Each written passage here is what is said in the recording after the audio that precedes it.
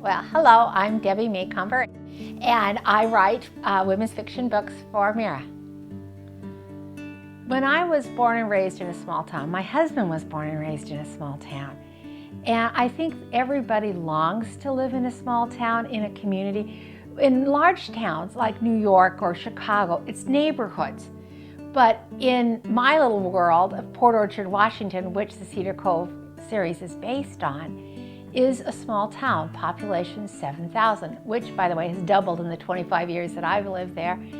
And everybody knows one another, and we're familiar with one another. And we know each other's secrets, we know each other's hearts, we share our joys. And it's just that small town living where people care about it. It's sort of like going back to Mayberry with Andy Griffin. And, living that life again of times when they were simpler and, when neighbors cared what happened to one another. The story revolves around letters from World War II that were found and diary entries. And I actually used my mother's own journal from the war years. And back then, they were 5-year diaries. They didn't have 1-year diaries. So it was just a few lines for every. And I took actual quotes from my mother's diary for the book. Last year, Port Orchard threw what is known as Cedar Cove Days. And it was just kind of an amazing thing. My readers were coming to Port Orchard because they knew the series was based on my hometown. And the places there are very thinly disguised. The restaurant, Amy's on the Bay, became, in the series, Dee Dee's on the Cove. The family pancake house became the Pancake Palace. So there really is a library with a mural and a totem pole. And so many people were coming that the Chamber of Commerce asked me to please provide a map because they were tired of having to draw everything out for these visitors. So I produced a map. As it happened, the map was picked up by the USA Today. And the city leaders saw the USA Today and they said, "You mean to say there's a book based on this town?"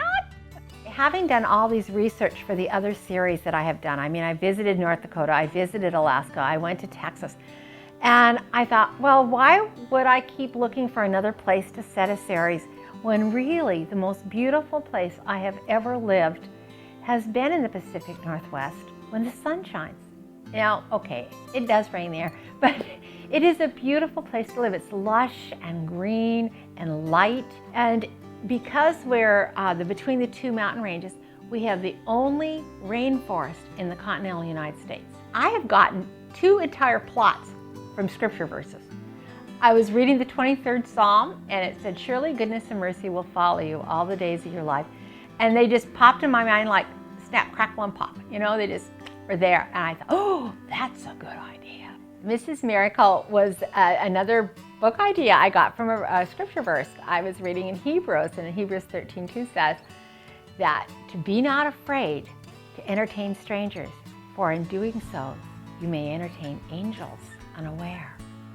And immediately the idea of having somebody come down that nobody knows is an angel, because surely goodness and mercy cannot appear as humans, but this one can.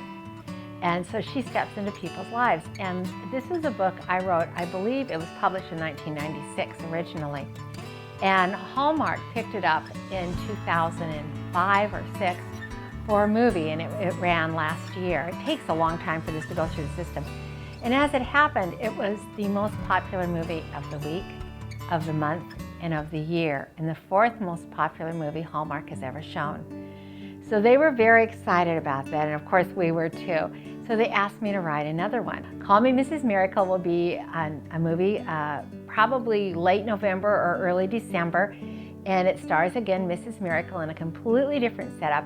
I based it on Miracle on 34th Street. She works in a department store in the toy department at Christmas time, and there's a little boy that wants a special gift. And I don't want to spoil too much of it, but it's a really heartwarming story. I have always loved writing series books.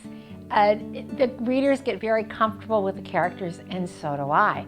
So actually, the readers are the ones who suggested I do the long series. You know, they all, because these characters have remained with them. And I thought one day, let's get smart here.